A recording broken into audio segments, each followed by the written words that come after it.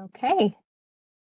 All right. Well, thank you everyone so much for joining us today. I'm really happy to have you all here. My name is Kelsey Ellis, and I'm the Impact Program Manager here at ZAP.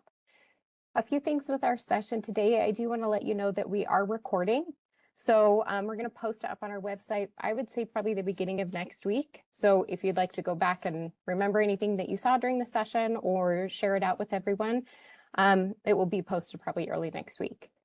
However, I'll also send you the link to where we post it in a follow-up email that I'll get to, I'm guessing probably tomorrow. Also in that email will be a request to complete a survey so that y'all can provide some feedback on your experience and maybe what you learn or like to continue seeing in some of our workshops moving forward. So that's really helpful. Also, as I mentioned, just make sure that you are muted right now. If you do have questions, the best place during the presentation is probably just during the chat or in the chat feature, and I'll just be monitoring that. But I think that Daniel, if you have questions, he'll be happy to answer them as well throughout. And then we'll have time for questions at the end too. So just know we've left time for that. So as I mentioned just a moment ago, this is the first of several different virtual workshops that ZAP is going to do this year. Now, I don't have all of the details or pieces put together for our next few virtual workshops, but they're coming together. So I just would love to encourage you to follow our social channels and sign up for our newsletter, as that's where we really put out the information for our workshops when they become available. Also, our next webinar that we have for ZAP will be on Wednesday, March 18th. Now, this will be for if you're planning to apply for Tier 1, Tier 2, or zoological ZAP funding this year, I would strongly encourage you to RSVP to that workshop. That's where Samantha and Cody will walk you through all of the timelines for the grant process or a new platform that we're using this year, and tell you about the application questions so you can ask them questions as well at that time. So now I'm going to go ahead and turn the time over to Daniel Tuutau, who is leading our session today. I have been so lucky to work with Daniel for the last couple of years through his company, DB Productions Utah. He's an absolute joy to work with. And in addition to his expertise in video capture, he's a part of our arts and culture community as a performer, as well as an educator. He's also my birthday twin, so we're like best friends. So anyway, without further ado, if you have any questions, again, just let me know throughout the session and I'll turn the time over to Daniel. Thanks for being here. All right. Thank you so much, Kelsey. Yeah, I actually forgot about the birthday twin thing. And so you're the second one, not just the date, the actual year. So we're like twins. So that's it's really awesome. I'm happy to be with you all today. This should be fun. We should have a little bit of fun here online. It's not overly interactive, so I'll be doing a lot of talking, but if you have any questions, like she said, just drop it in the chat. And we'll get rolling from there. So today's presentation, today we're talking a bit about videography, obviously, and on any budget. We're going to be talking about different tiers of videography, and then just things that you should be considering as arts organizations yourself of focuses. But to start things off, of course, I just wanted to introduce myself a little bit so you can get to know me. My name is Daniel Tuutau. I'm half Tongan, half American. I'm just thin, so everyone just assumes I'm like Mexican. But as a performer, the ethnically ambiguous part has been very helpful. I'm from Los Angeles, California originally. I grew up there, and I did my undergraduate and master's work at UC Santa Barbara, about 2 hours north of LA. And then in 2011, I moved up to Utah to do my doctorate in vocal performance at the University of Utah. So I'm a classically trained singer. I have 4 kids. I have a 17-year-old, 15-year-old, 13-year-old boys, and a 10-year-old little girl. And in the slide there, you can see a picture of us when we spent last year in Hawaii. I was a faculty out at BYU Hawaii for a year teaching vocal performance out there. But when that biggest kid there in the picture, Johnny, when he was born, we got a camcorder. And, you got to have one of those if you have kids. And as a performer, I was working, when he was born, I was still finishing up my bachelor's degree. You need to have recordings of yourself. So I began filming myself in my recitals and things like that. And then I had friends that said, hey, how much to film my recital? And I had no idea because I'd never done something like that. So I was, and then we started working for the university, filming stuff for them. And then I ended up getting a second camera and then upgrading those because they weren't super good. And over the years, that was, almost 20 years later, it's a business that I run. In addition to DB Productions, which was our business that my wife and I run, she's the photographer, I'm the videographer in the mix. I'm also actively I sing with Utah Opera in the chorus there. I'm not in the production of Elixir of Love that's going up this weekend, but I will be in the next production of La Traviata in May.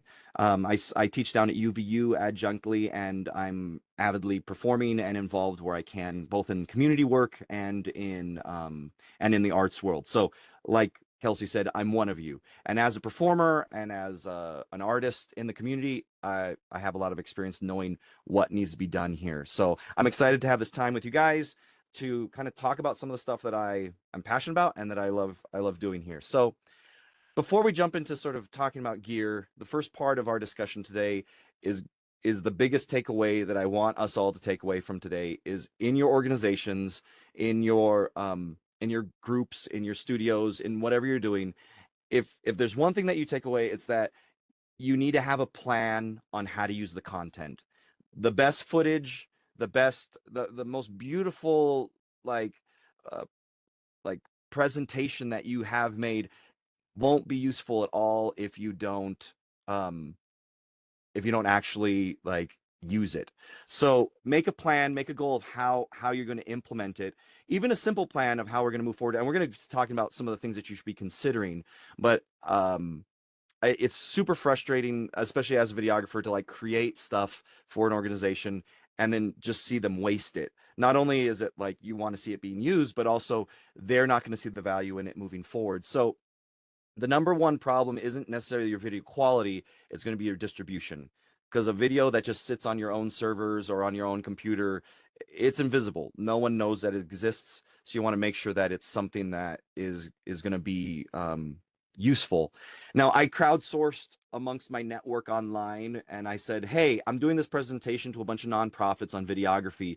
If you could share one thing with them, what would you share? And I had multiple people respond back with basically this idea. You know, they said people donate to people they trust. Um, so you're gonna that's the idea is that if you're looking for funding, I mean, ZAP is a great place to get some of that funding, but as a nonprofit, you're going to be looking at a lot of different sources, and people don't just donate to a cause; they donate to a cause that they believe in. And the other element was that most campaigns fail on the distribution part. And so that's why in this discussion today, that's why we need to start with just talking about coming up with that plan for distribution. So I want you to think about when you're putting this stuff out there that that trust is built through repetition. And so if you make one post and that post is out there for the world, that's going to be a lot less that's going to be a lot less believable than those that are posting frequently. And you don't necessarily need to post every day, but frequently is going to be the key. You're going to want to make sure that you're going to want to make sure that you're posting consistently and repeatedly. Maybe not the same thing every time, but that you're doing it at a constant dependable increment. So before you hit record, I have these three questions that I want you to be able to answer. So before you decide to hit record on anything and start filming, the first question you should ask is, where are you going to put this stuff? There's several different places online that they can live. Are you going to just post this on your YouTube channel? Do you have a Vimeo channel? Is this going to be a social media post that's going to live on Facebook or an Instagram? Are you posting this on your website? So knowing where you're going to use this is going to be one of the first places that you're going to need to start. Second question you're going to want to answer is like, how often are we going to use this? Is this going to be a one-off thing? If you're doing a festival coming up, right, you might have a series of advertisements that go up and then that's going to be it. Or is this something that's going to be used over and over? Are you going to repeatedly use it on posts and go back and refer to it? And then this is the key one. Who is responsible? Who is responsible for posting it, right? And so I think it's really important that you consider that when you're working on this, because a lot of times this is what slips through the cracks, right? If you just assume that you have someone that's going to be taking care of it and they don't, then you're going to run into the issue of having it once again just live on your. Am I here There we still? go. There we go. Okay, We got you now. great. Thanks. So simple distribution plan.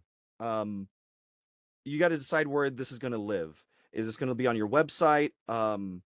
Is it going to be on your homepage or like an impact page? Are you going to use this for grant submissions? Or are you going to use them, emailing out, social media, partner sharing? And why this is important, because if, for example, it's going to be on your website, are you going to embed it directly onto your website, or is it going to live on YouTube and you're going to then take it from there and put it into the other places? Grant submissions often need to have a link, right? They don't want you to send a whole file, so you're going to have a YouTube channel in order for the footage to live there. And by doing so, you'll then be able to then link that. Same with emails, right? You can't usually email a video; it's going to be too large. And then how it's going to be uploaded onto social media. So these are just some ideas or things that you need to consider, like before you get started on creating anything. So the other thing to consider is that one video can be used in so many different ways. And a one-off full version, 2 to 4 minute highlight of your organization honestly won't be watched very much on social media in its completeness. So you need to come up with some other options to get people to engage with the material. So I'd suggest like a 60-second version, a 10 to 20-second version. Do some screenshots of it and then frame that with text and some background music. So you can take the same, I consider it, the meal prep of videography is you create one item once and then you use that over and over in many different ways, so you're getting the most out of that time that you spent on creating that. This is one area where you can really take advantage of the automation tools that are out there as well, in order to take something that you've put together and then create all these different products out of that one take. So we've talked a bit about planning. Planning the content is step one. Capturing it will be step two. And that's what we'll be talking about a little bit here. So the real question that you're going to want to ask isn't what camera do we need, but it's what are we trying to capture? So before I jump into the gear, I'm going to talk a little bit about the different types of videography that you as an arts organization might need to record. So kind of to narrow it down for arts organizations, there's 4 areas that I wanted to talk about. For most of you, these are the 4 types of things that you'll be filming. One would be social media updates. The next would be sort of artist interviews and storytelling, conferences or community events, and then performances or lectures or speakers.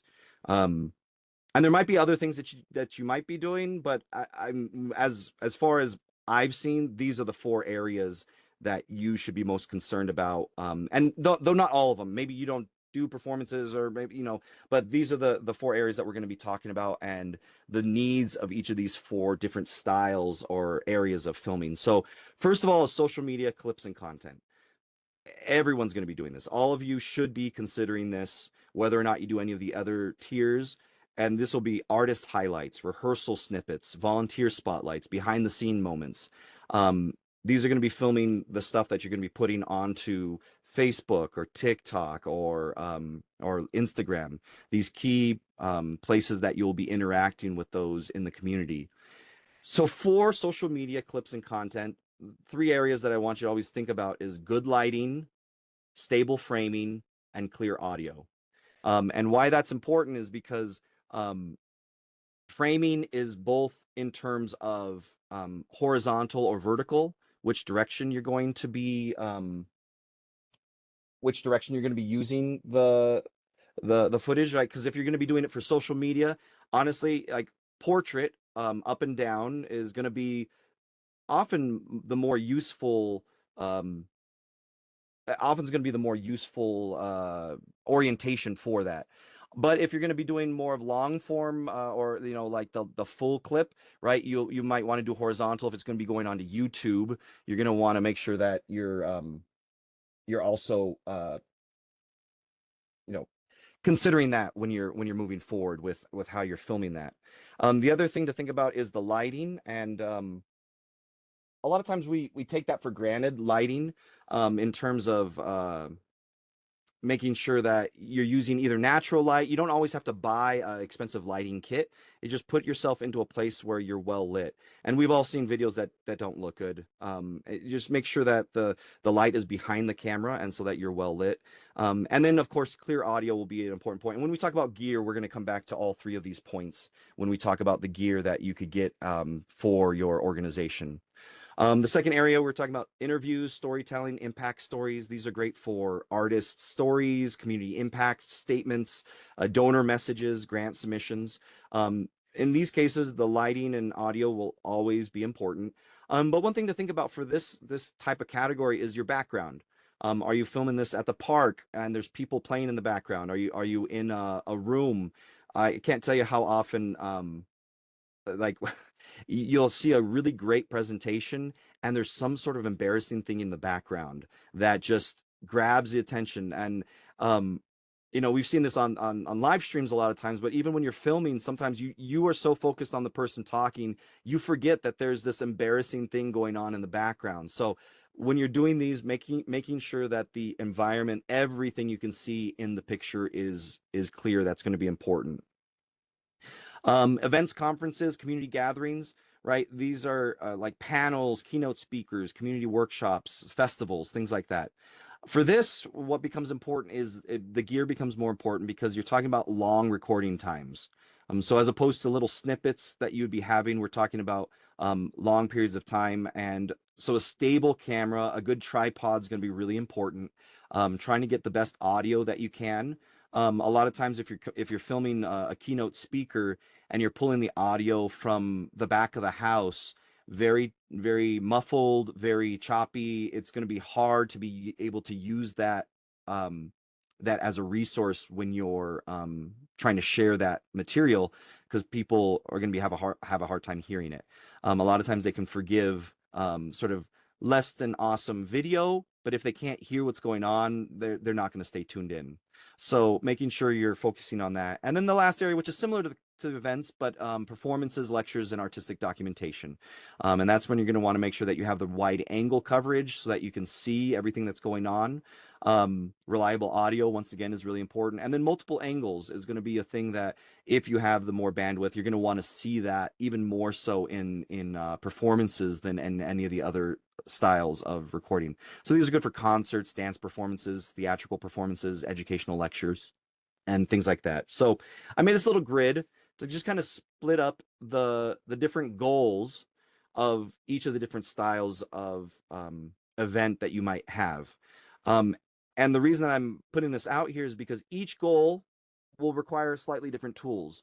So when we're talking about the gear that you'll be using, each of these goals will be important in the mix there so that you can have it. So nothing new is on this slide. This is all the stuff that we had covered earlier, but you'd have to worry about, like it says here, good lighting, good framing, engaging for the social media, clear audio, simple background, soft lighting for the interviews, stable camera, long recording times, zoom control will be important for events, and then for the performances, having that wide coverage, reliable audio, and multiple angles.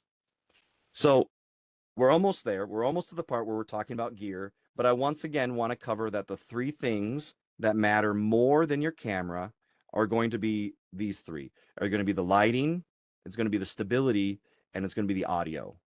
So before you think about I have to get the best camera or that sort of thing, you're just really going to want to focus in on getting the getting the right tools to help whatever you're filming be as good as it can. So next, let's talk about some gear. And this is probably a part that's going to be most helpful in terms of what next steps you'd want to take in getting this. So we're going to be talking about 4 tiers or 4 levels of equipment. We're going to be talking about the phone level, the entry-level camcorder, the prosumer camcorder, and then the professional cinema level production. And so just a reminder that you don't need expensive gear to tell the meaningful story. The story and the plan on how you're going to be using that is going to be the most important for you in this process. But to start off, the most common one that we're going to be talking about here and that we'll be using today is going to be that first level, or the phone tier. Um, Now, the budget here that I put does not include the price of the phone itself, because no one, they don't, I don't even know if they sell anything with a camera that's under like $300 for any kind of decent phone. So I'm just assuming that you already have a phone that you are using for your own life. And so the budget here is for the accessories that are going to help add on to the phone. So the starting with your phone is going to be great for that first area. Is social media clips, artist highlights, rehearsal footage, quick storytelling. And so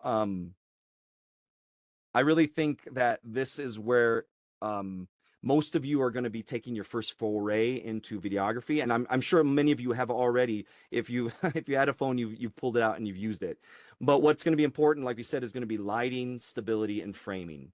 Making sure that you are putting the subject in the best light possible, and making sure that they're placed correctly within the frame. If you're doing a horizontal footage, if you're filming wide, you want to make sure that the content is as centered as possible, especially considering that you might want to take horizontal footage and turn it into portrait footage later. So trying to get as much of it into the center as possible is going to be important in terms of your framing. And then, like I said before, for lighting, if you don't have expensive, LED lighting that you can use, make sure you position yourself near a window or go outside for it. Find key times of the day to film. Bright, harsh light is going to put shadows on your face and make you look not as good. Same with those that you film. So earlier or later or overcast days. Today would be a great day for filming outside because it's got a nice soft light out there. But you want to say, okay, what extra kind of gear should I get? So if for example I want to just add a couple little things that are going to improve my filming, what can I add that will be most useful? And so I came up with this list of like small accessories that you could add. And these aren't exactly specifically the only ones you can get or use in there, but I thought that they would be some food for thought in here. And so the first one is a phone or a phone tripod, or like a phone mount that goes with a tripod. And the reason this is so important is because it's all about the stability, right? And so we said that earlier. Being stable is really important. A shaky camera is going to be really difficult. Um, and so it's like $16. It's not a big investment, but it's going to make a huge impact. Sound, like I said before, sound is super important. When you can have good sound, it's a make it or break it thing. Right here is a clip-on lavalier microphone from Boya. Boya is it's a sort of a nice a high-end sort of cheap Chinese option. You don't have to go with the top brands. I mean, some of the top brands in audio would be something like Sony or Sennheiser. You have, and you can easily, for these wireless mics like this, you can easily get into the hundreds of dollars. But something like this, that's like $40. That's gonna do pretty good for you. Let me get 1 second here. I realized my camera wasn't working so good, so I'm jumping on here as another person as well, so you can see me as well. So I want to say that this $40 clip-on mic is going to work great for you. In terms of getting lighting, if you want to upgrade or you're doing more internal things that aren't like outside, this newer 12-inch ring light would be a great resource for you. And then it's optional, but if you're going to do events like conference like festivals or things like that, then you might want to add in a stabilizer. Now these four items here, I ran them on Amazon. I mean, they're gonna cost you a total of $141.91. That was the exact cost. Or if you with your nonprofit status, you can get that included there. Or if you If you have tax, it's $153 with the tax there. So it's very, very affordable, not overly priced to add there. So if we're moving into the next tier, the next level would be sort of budget or entry level camcorders. So this might be the next level that you're moving into, whether it's you're doing lectures or documenting performances, conferences, or panels. This is where you want to go if you're doing any kind of longer filming. So your phone is great. Your phone's going to do a lot of good, and you can theoretically use the phone for like a long presentation, but you run some extra big risks, right? If someone calls you during the middle of the presentation and you forgot to put your phone on airplane mode, then suddenly your phone will stop recording because it's going to try to take the call, right? And then you've just missed the second half of the show. Some of the advantages of having this are going to be the long recording times, the more controlled zoom, and also longer zoom, easier zoom. Your phone is using what's called digital zoom, so it's just using the software to zoom in or out. These camcorders actually use optical zoom, where they're actually moving the lens, so you're actually able to zoom in. They're simple to operate. These the budget for these are usually in the $300 to $1,500 range for some of these entry-level camcorders. So it's a great option to use if you're going to be doing a little bit more consistent filming. The next tier up is going to be kind of the prosumer camcorders, and these are the camcorders that are in the sort of $1,500 to $4,000 range.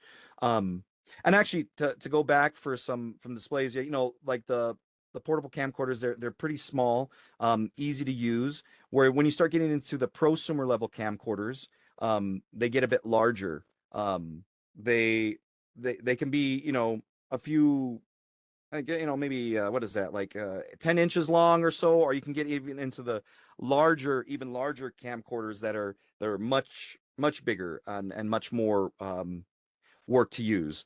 But these are best for even higher quality storytelling, for interviews, if you're doing promotional videos, multi-event coverage. These are the level of camcorders that I personally am using. And then just for kicks, I wanted to show you what professional cinema production camcorder gear looks like.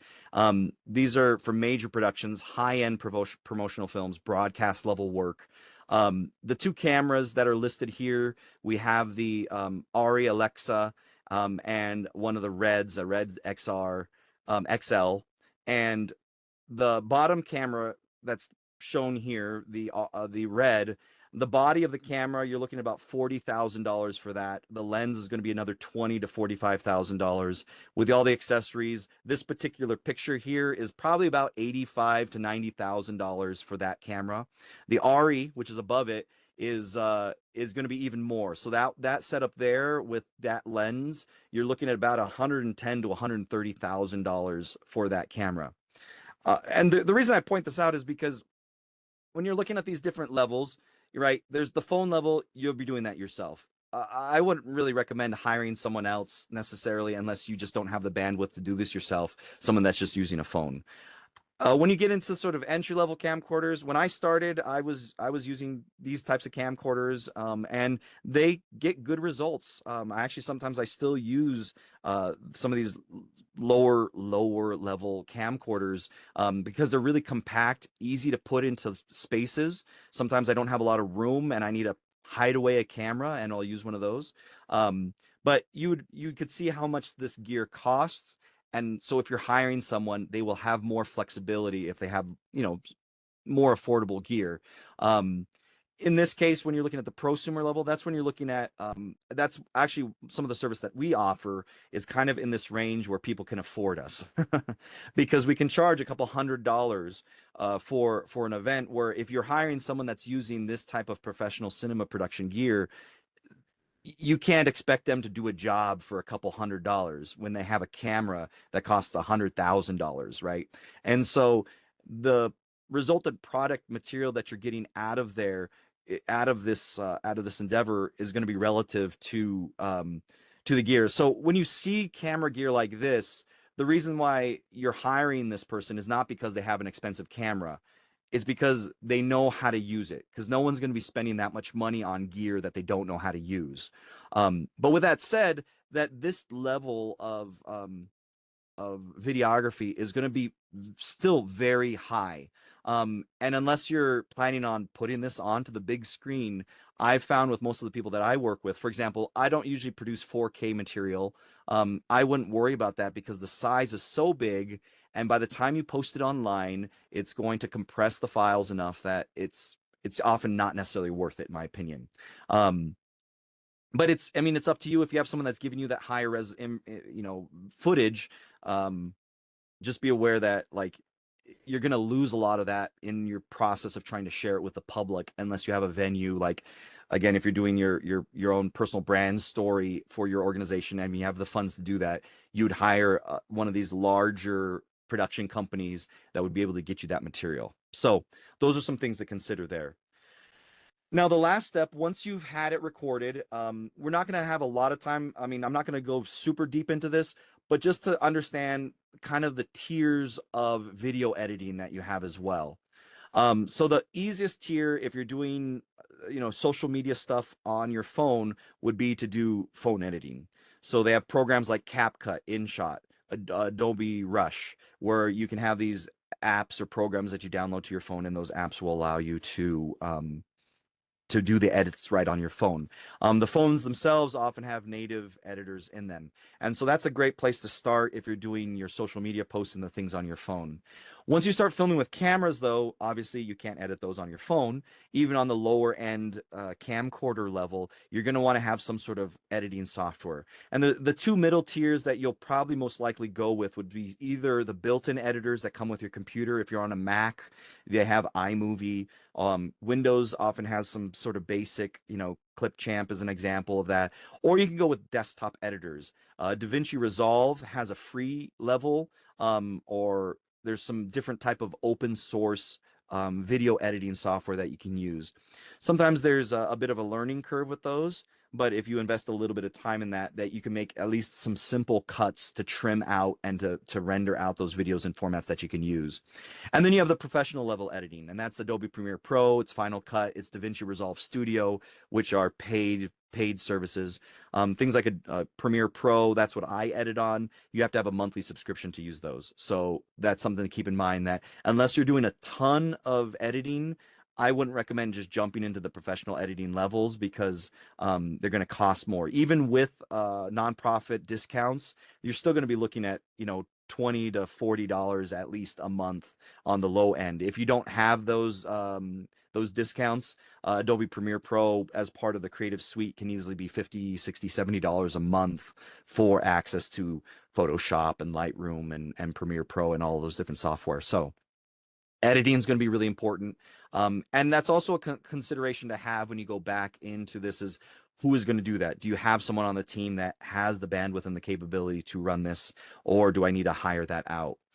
Um, so just as we get to the end, just wrapping up, just again, the reality check is that better cameras don't mean better videos. The most important things to think about are the lighting, the audio, the stability, and the plan. Having a plan to get this out to the world. And that what level, a tier of purchasing you're going to do on terms of this gear is going to depend on what your goals are. So how often are you filming? What are you trying to capture? And do we have someone that can manage the gear, right? If you do one event once a year, it's maybe not worth buying a ton of gear. Just hire it out, have someone else come in and do it for you. But if you're producing content every month or every week even, then it starts becoming worth it to think, is it worth investing in this? And then the other part is like, do we have someone that can manage the gear? I work with an organization that they confided to me that they hired me because they tried to do it themselves for a while, and it was just too much work. Not only was it like extra work for them to do, but the result that came out of it wasn't super great. And because of that, they were like, let's just have you take care of it. What else, the other consideration in there is if you're running an event or a festival, all hands on deck means that you are usually stretched as thin as you can already. So losing one more person to have to stand by the computer to run it for, or stand by the camera, or run the phone or run the system, do you have the bandwidth in order to do that, or is it easier to just hire that out? And so finding a production company that can fit your needs is going to be important. We didn't talk about that today, but you can see with these tiers of what you should be looking for in terms of the gear and the results that would come out of that. So this right here is the simple checklist. If you're going to take a screenshot, this would be one for you to just consider in terms of your overall planning for your arts organization. So once again, to just recap what we talked about. Before you record, what are you trying to do? What story are you telling? Where are you going to use this?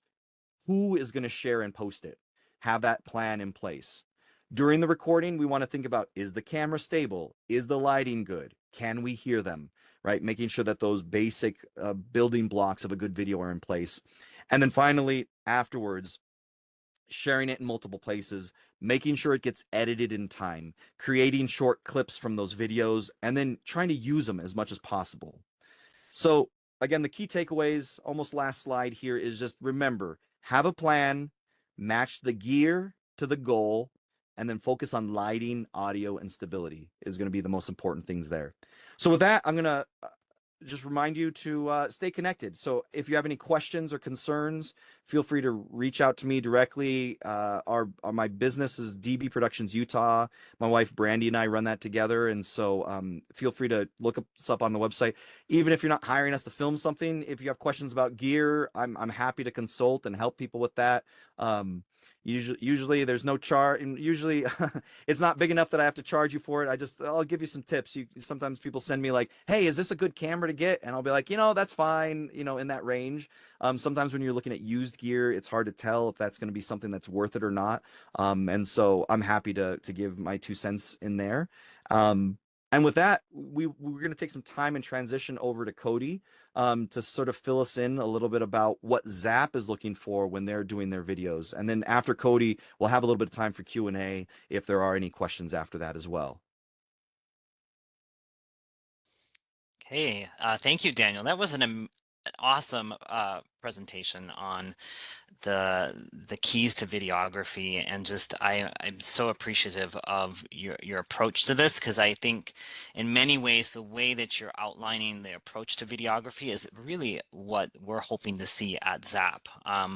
As you know, if you've ever applied to ZAP, we do have the option for applicants to upload a video to your application, and the point of the video is really that to showcase and demonstrate your organization's activities and programming, particularly the ones that you've mentioned in the application, and that you are making them come alive in rather through your words and the narrative and the storytelling in the application. You're making it come alive through video. So I think that's one really important thing when you think about the video that you may upload for ZAP, is that you keep it relevant to what you are discussing and talking about in the application. So just a couple like technical help and tips and updates for this year. So this year, rather than having the video embedded through the application, which is what we had in Zoom Grants, you're actually just going to be able to upload links to your videos, or at least put the link in the application, not necessarily uploading the video to the application. It'll just be the link. So make sure your video's on YouTube or another video hosting platform. Again, keep the video short, 2 minutes or less, and no more than 3 links. Just keep it really succinct about how many videos you are sharing with us. And kind of to connect it back to what Daniel was saying about in terms of the video types and that you might consider, really that interview storytelling or like the social media collage are going to be great examples. Again, you're wanting to highlight, you're wanting to showcase your organization and the activities. So that might mean that you have to kind of combine, a couple of things from different videos to really get the, the full picture. And I just also really want to reiterate that there is no need to make a whole expensive gear to create this video. It can be done on a phone. That is totally acceptable for ZAP. So please do keep that in mind. It can be, I think like Daniel said, the videography plan is the most important. How you're telling your story, how do you make sure that it relates to the application. So, I'm going to steal Daniel's one takeaway and reiterate it here, that really for us, The video only works when it's used intentionally and when it's intentionally highlighting the activities and programming that you're mentioning in the application. So. All right, Thank- Cody. Thanks so much. From everyone that's online, does anyone have any pressing questions they'd love to ask about specifically videography, but about life? No. I do have Um, some questions, but I'm not going to jump into the life question. Is that okay? Sure. Perfect. So do you have any recommendations on how to store all of this digital content? I'm not talking about the YouTube videos or anything like that. I'm looking for like, how do I make this content more easily accessible? We're an organization that's 60 years old, so we have a ton of historic content of videos and CDs and photos. And I've been trying to find like a really good like digital place to put all this media so that it's easier to access and kind of zip through. So I was just wondering if you might have any thoughts on that. Unfortunately, like video is a very difficult storage thing because of the size. And so and as a business that runs it, I'm constantly in this issue of so another piece of my background is I used to work for many years as a librarian. So I've worked for both universities that I went to, as well as Salt Lake City Public Library. And so I love storing things. And I mean, I don't do a ton of family history, but like I'm super nostalgic and I love collecting things, which means I try to never delete anything, which means I have, of original content between my personal family and then performance, videography, and everything. I have about 45 terabytes of data that I have to find homes to store all of this. And so I have a combination of individual hard drives that I have everything split up onto. I have a massive NAS, or a network attached storage device, that has it all as well. And then I usually have it in duplicate or triplicate. And if you're looking at long-term storage, another option is what's called LTO, which is it's almost like a cassette tape. It's getting almost into the style of like how VHSs work. But the problem with those platforms are like we're talking about $5,000 to $10,000 for the gear in order to record these tapes. But LTO tapes, they store data depending on which generation. They get usually up to the newest LTO 8 and 9 can get into tapes that have like 6 to 12 terabytes per disc. That can last 20 to 30 years. Typical hard drive, you should be swapping those out about every 5 years to be safe, which means you're constantly having to buy new ones. The plus is that the technology keeps getting better, so price it relatively gets less as the years go on. But as far as cloud storage options go, for some of the stuff that you use more often, right? Dropbox and Google Drive are usually about the same. They usually come out to about $10 a month or $120 a year for about 2 terabytes of storage online. I use that for a lot of data transfer things, but for long-term storage, unfortunately, I haven't found anything really better yet than having multiple copies, and every couple of years making another copy, buying more stuff so that you get newer versions. If you're ever buying gear used, camera gear used, cool. Electronic storage gear used, don't risk it. Never buy used hard drives or used anything, even if they're good prices, because it's hard to tell how long they're going to last. If you're getting HDD hard drives, like hard drives like desktop drives that plug in like this, those are going to be good for longer term storage. A lot of times people sell SDDs, which are the solid state drives. They're more expensive and they work faster, but they're more dangerous for long-term storage because although they work a lot faster, they're good for usage if you're going to be transferring files from one computer to the other. If they don't get used long enough, they basically hold the information with a charge inside, and they can actually like lose the information if it goes years without being used. So that's a risk you want to avoid. The downside with HDDs is that they have moving parts, so they're more likely to break. And recovering a drive that died, I mean, years ago, before I got better at this, I had a little 2 terabyte hard drive that crashed, and it cost me, again, 10 years ago, it cost me almost $1,500 to try to recover the data on that. So that was a long explanation to say there isn't one easy answer, but I mean, the best thing that I have for large content is to just have multiple drives, and then to keep track of when they've been backed up and how old they are, so that you're constantly creating a new archive of it every few years. Thanks. I did want to jump in real quick for two things. The first, Rachel made a really good point that if this is a world you're starting to come into and you're going to make purchases for software, just make sure you check out TechSoup. That's a really good place for nonprofits to get good pricing on those. So just know that some of this is still affordable if you're watching, or JJ said that his deal was on a Black Friday sale. So there will be opportunities for maybe lower cost options. And then I also wanted to have Cody answer our question about using maybe a PowerPoint with narration over it as a video for ZAP. So Cody, do you want to maybe answer that? Yeah. You know, it would be a video link that you've done on YouTube. And so while you know, you can upload that, I wonder how it will be able to showcase just consider how it might showcase the organization's work the best way possible.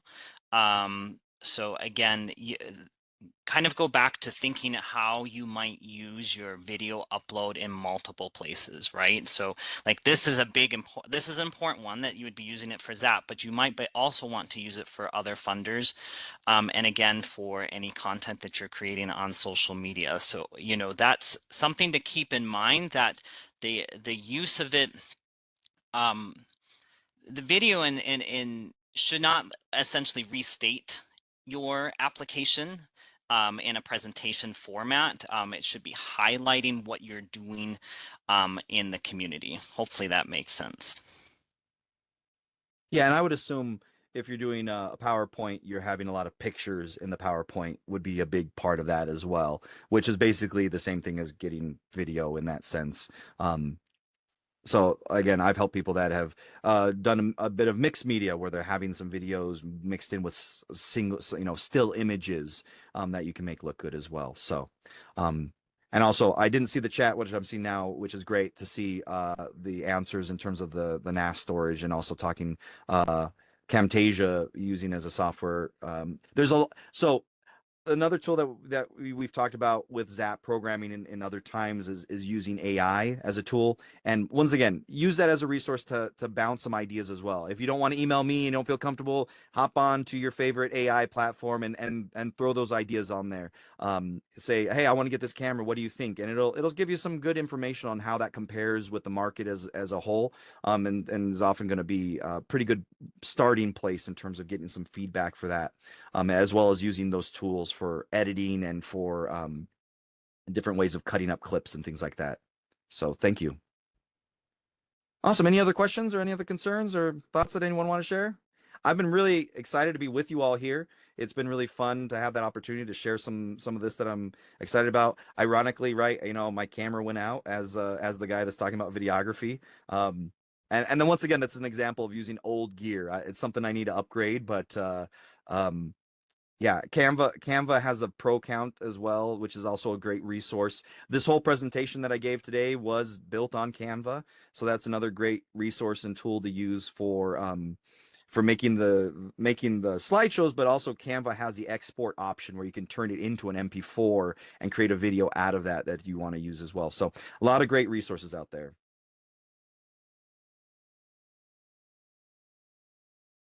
Do we have any other questions right now? No, just a great presentation. Thank you so much. It's awesome. Awesome. I'm glad you can finally hear me too. So Me too. So I will say we can also hang on for another few minutes if you're still kind of thinking or marinating, have a question that's not quite formulated. But I do want to say just thank you all so very much for being here today. I hope this is useful information for you, just kind of breaking down something that might feel maybe a little scary or unapproachable, and just taking bite-sized pieces off of capturing some good visual content for your organization. So as I said, we'll be here for a few more minutes if you have questions, but otherwise, thank you all so much, and I hope you'll have a lovely day. Yes, thank you all.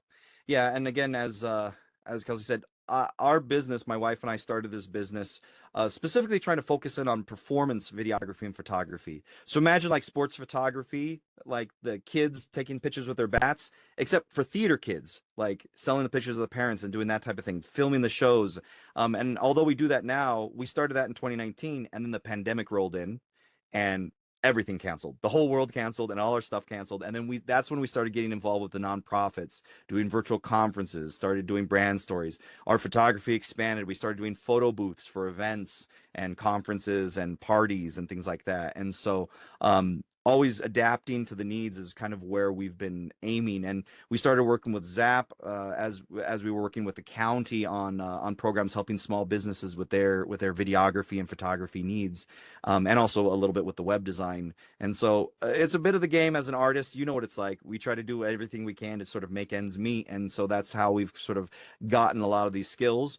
And I explain that to you so that you know that, like, I'm just like you guys. So if you feel nervous about any of these steps, reach out. Just come out and be like, hey, like, what am I doing? You won't feel dumb. I'll make you feel like you're on the right path. Or if you're not on the right path, I'll help you get on there. Sterling, did you have a comment? Yeah, so you mentioned the YouTube channel. Actually, what we found out is on Vimeo, nobody even knows about Vimeo. So our Vimeo channel didn't really help us a lot. So we're trying to figure out if we should jump over to YouTube, and what are the copyright issues on that? How do you store things on there that people have access to, and you've got copyrighted material? That's a great question. With copywritten material, it's a fine line you're always trying to thread there. But ultimately, if YouTube doesn't like it, it'll shut it down. So Okay. if you post it on YouTube and it's copywritten, it'll still often leave it up. It just won't let you monetize it, or it'll block it in certain countries. I'll get that notice a lot, but a lot of times, like, it's blocked in like Russia and Estonia, and I'm like, that's okay. But you'll get the copyright checks that it does automatically, and it'll let you know, and it'll put a little notice on there that if you're having this copyrighted material, it's going to say like you can't monetize it and that sort of thing. But yeah, Vimeo is a great resource if you are directly sharing. If you're going to embed it somewhere, a lot of filmmakers will use that because it has good encoding, so the quality looks really good. But you're not going to get organic traffic. People aren't just going to find you on Vimeo. They're going to find you more likely on YouTube. But even if you're on YouTube, you're still going to need to try to post that and share it and get people to find it. But they're built into the algorithm that is going to be found a lot easier. But yeah, if there's a copyright issue, just be prepared. I've had some times where someone said wanted to use a certain piece of music and you put it on there and it shuts it down. So yeah, that's I see some of the comments on there. It's like maybe it's just better for like live streaming or something like that on Vimeo, but YouTube are there different levels of membership to YouTube, or is it just you get on there and open an account? I don't know. Yeah, YouTube's free. So free. yeah, YouTube's free, which is always a plus. You can open multiple accounts if you have different email addresses. Now, if you're using a Google Workspace address with your account, like, I have info@dbproductionsutah.com as our website. So we have a channel that's built off of that platform. You might have some restrictions depending on how that is built up. But if you're opening on just a regular Gmail account, you can open up a free YouTube page channel, and start uploading film. You do have to verify your account, which usually means you have to have a phone that's connected to it to allow you to post longer content. But it's always, I mean, honestly, if I were you, I'd open a YouTube account today and keep it on both until you decide to not have Vimeo anymore. Like, there's no reason not to have it in multiple places until you decide, well, maybe I'll just stick with the one or the other. But it's a great way to Vimeo's get that. $1,000 a year. Yeah, so I'd recommend going with the cheaper one. Yeah, it's $1,000. That's just for the basic, and that gives you a streaming license as well. But still, it's a lot of bucks. Yeah. So, I mean, especially for organizations that are on limited budgets, I always say start with the thing that's cheapest and then work your way up to, like, if you start getting in enough money, if you have donors that need that really high quality, again, if you're paying for that cinema quality camera work, if you're paying tens of thousands of dollars for a brand film, I'd be paying the extra for Vimeo to have that quality, so when people see it online, they see it in its full glory. But if it's for posting social media stuff or clips to have people know about it, YouTube is going to be a great resource for that. Thank you. I appreciate that. I have a question for Cody. So I just wanted to make sure the note I took was correct. You said we could submit up to 3 links. Does that mean 3 links could have 2-minute videos in each, or do you recommend maybe just 1 video and then some links to socials or a page on our website, something like that? I would suggest that consider the amount of content that a board member needs to review. Depends on the length of those videos. If they're shorter videos, you know, maybe 3 would be fine. But if you've got a longer 2-minute video that really showcases that, you know, have that, and then your other links would be just fine. Does that kind of make sense? Yeah, that's perfect. Thank you so much. Hmm.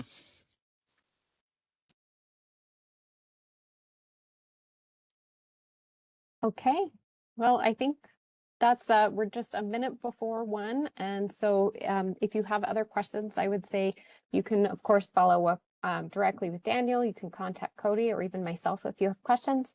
I'll send you an email with a link to where this video will be posted, as well as a survey to let us know what you thought about it. And other than that, yeah, thanks again. Y'all have a great Thursday. Great. Thanks, everyone.